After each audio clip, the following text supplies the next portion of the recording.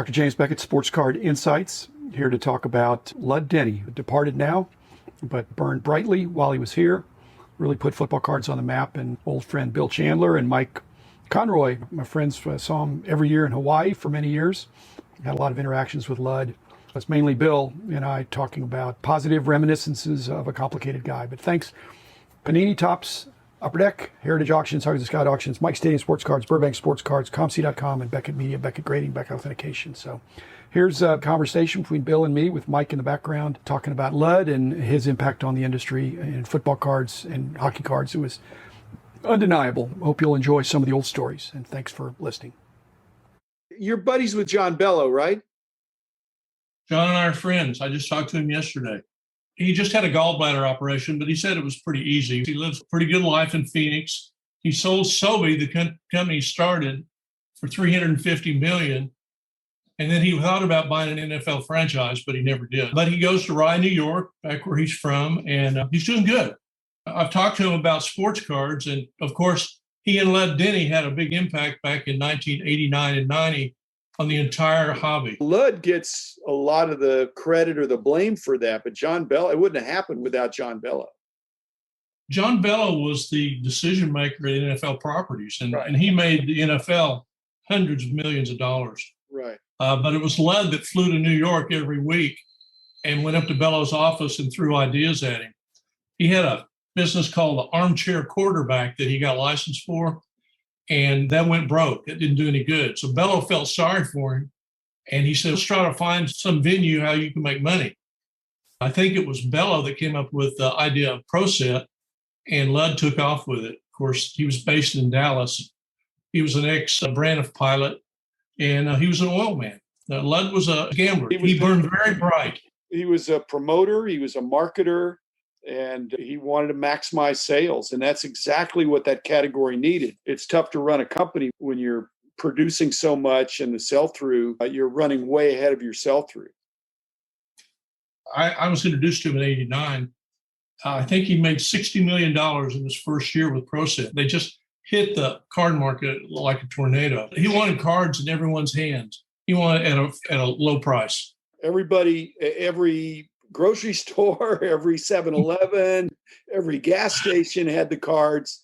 But like I said, he had maximal distribution, but ultimately it's got to go to that end user. And there was a lot of competition in those days. It was a popularly priced product. That's football. And football was not as hot. Now it's really out there, but that was unusual to have football so produced even more than baseball. What Bello did was he expanded the franchise base, the license base for cards in football. It used to be Topps had a complete monopoly, and Bello expanded it. He went with Upper Deck. He went with 7 different licensees and just blew out the card market. But it's the opposite of what we have now with just one licensee per sport. The 7, it got up to 11 or 13 in the early 90s. Basically, it wasn't sustainable, but it sure put football cards on the map, thanks to John Bello and Lud Denny. Lud was actually a genius in his own, and Bello was a marketing expert. And Bello had a great marketing history. He was with NFL Properties for 17 years. That combination of John Bello and Lud Denny just took off. We did the Pro Bowl album in 1991. I flew back to Dallas and met with Lud in 1990. In 91, Lud said, let's do a Pro Bowl album. So we put together the first Pro Bowl album, and it was Lud that pushed that. Lud never had an idea he didn't like, because if it had the basis of some idea that he could work it, he could market it. He was frenetic. You're right. Lud was tenacious. The thing about Lud was, once he got with someone that could make decisions like Bello, he presented these ideas. One of them was the Great Western Press in Dallas. NFL went in and they bought the Great Western Press. When they did that, that gave them the printing press to make money.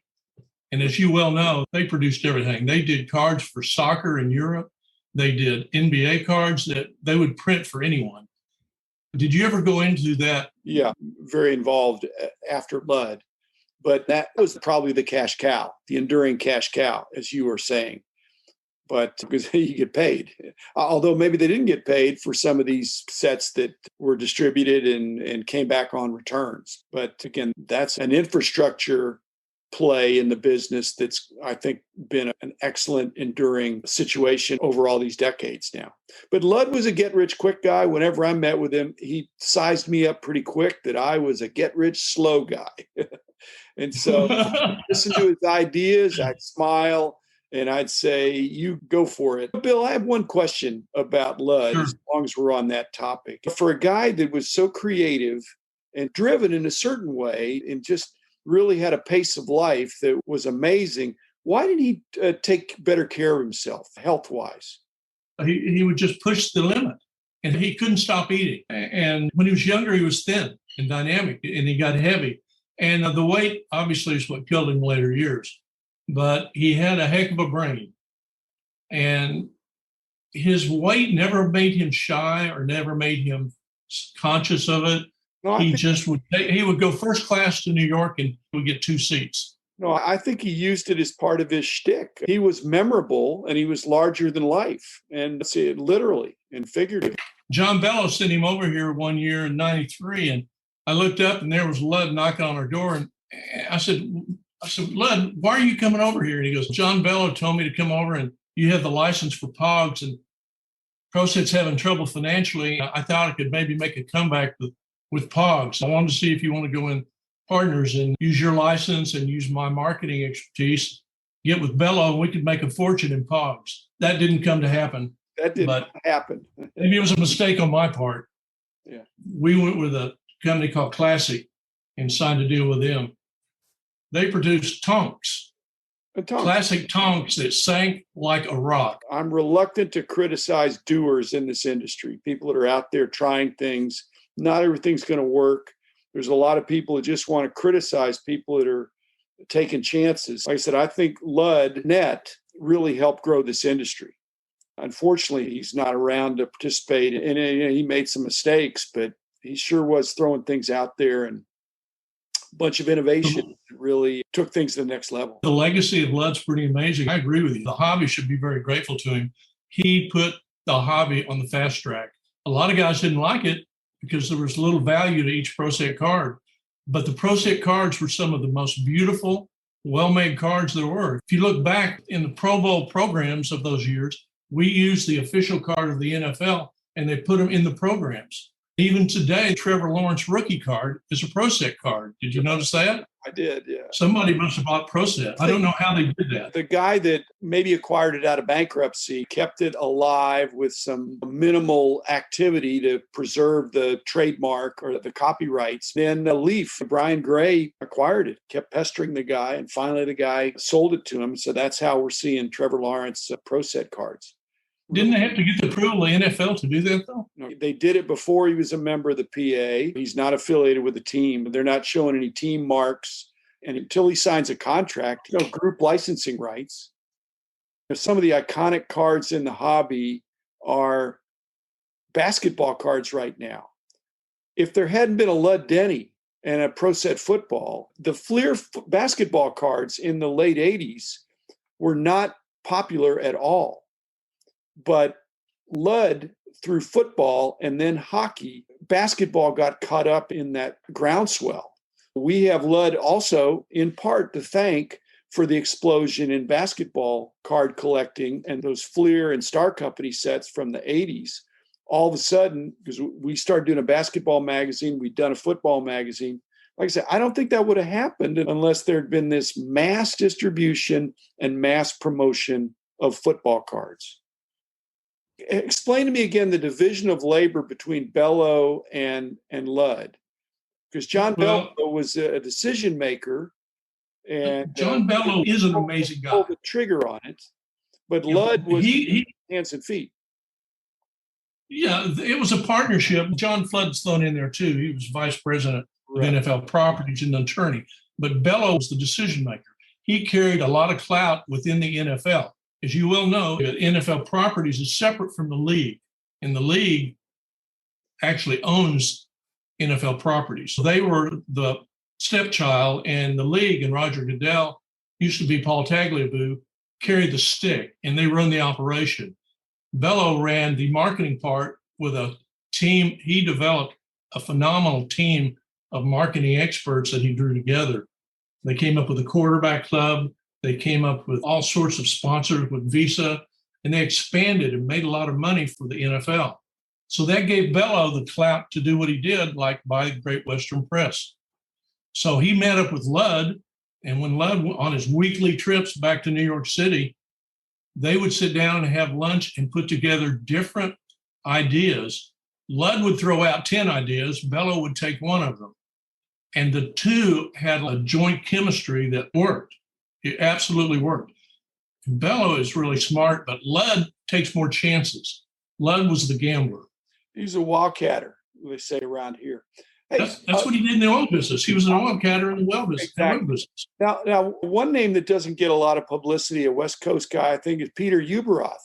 You know how in '84, he's the first one to modernize the marketing promotion of the Olympics. That predates this. The league and sports marketing really became a big thing at that point because the Olympics were as big as it gets. Bello and Lud, were they looking at that and saying, hey, these corporate sponsors will pay big bucks to be associated with a brand like the Olympics or like the NFL? That's a good point. Bello's a real brand guy. He came from Pepsi in the old days, but maybe Ueberroth did do that. Maybe he set an example, but can you imagine if Bello and Lud and Ueberroth had gotten together in '84? That would have been a force. The thing is, the Olympics are only every 4 years. 84 Olympics, wasn't that the first one to make a profit? That's the reason, because they had all these huge corporate sponsors and the TV money and all this stuff. We are blessed to have observed and participated in that perfect storm that really blazed a new trail. The irresistible force that was able to bring a lot of those key decision makers to the trade show, which up to that point had been pretty sleepy and a lot of fun, but just preaching to the choir. And all of a sudden it got to the next level, and we had a Major League Baseball Players Association and properties there, football, basketball, hockey. All the card companies were coming. They had to be there, and Kit created that. We got to meet people that they would never meet before. And influence them to some degree, where the leagues and the licensing entities could get to know real dealers, real collectors, and hear without it being translated or summarized for them. They got to meet real people that were in the category, and vice versa. Mm-hmm.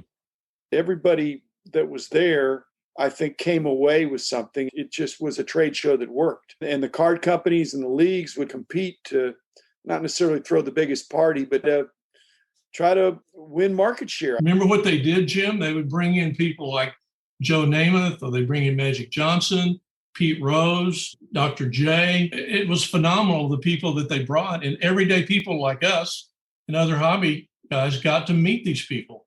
Ozzie Smith. But wasn't that one of the most unique trade shows in the whole country at that time? It was the best. It wasn't huge. It wasn't huge. So you really could get to know the people. Being in Hawaii, not everybody was ready to fork over the money to fly there and stay there for a week. But those who did really had a great experience and left with booty. Our company, in the early years, I just went. And then when it got bigger, we'd have a whole team go. It was not a vacation because it was work, but it was a lot of fun. And people wanted to go. Please send me. It was a week. It was 2 weeks after Pro Bowl usually. And right. Lud Denny came to me and he goes, Bill, because you work on Pro Bowl, why don't you get Kit Young and have the show around Pro Bowl? I went to Kit and I said, Kit, I talked to Lud and we were thinking maybe we could do this around Pro Bowl. And Kit goes, nope, won't happen. He goes, we're going to just stay individual after the Pro Bowl. It's going to be the Kit Young show. It's not going to be the Pro Bowl show. Kit was smart because it actually worked out better that way. And the NFL didn't control his show. Exactly. The man in the house of cards.